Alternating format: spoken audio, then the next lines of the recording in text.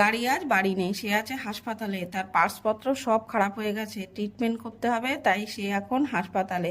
11 নম্বর গাড়ি নিয়েই রওনা হলো।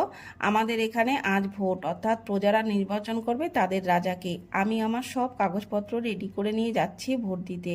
আমাদের বাড়ির একটা বাড়ি পরেই ভোট কেন্দ্র, তাই কোনো ঝামেলা নেই। সকাল সকালই ভোট দিয়ে বাড়ি ফিরলাম। তবে ভোটের দিনটা এখন একটা ছোটোখাটো উৎসবের চেহারা নেয় বলতে পারেন। টেবিলটা একটু ভালো করে পরিষ্কার করে নিলাম, আর রান্না করা হয়ে গেছে। রান্না শেষে এবার একে একে সব কিছু নিয়ে টেবিলে এনে রাখলাম। রান্না করেছি পেঁয়াজ দিয়ে ডাল, বড়া, আর মাছের মাথা দিয়ে কাটা চচ্চড়ি, আর সঙ্গে মাছ ভাজা, আর ভাত বেড়ে খেতে বসে পড়লাম। এভাবেই দিন শেষ। সন্ধেবেলায় সন্ধে দিয়ে একবারে পুজো দিয়ে নিচে নামলাম।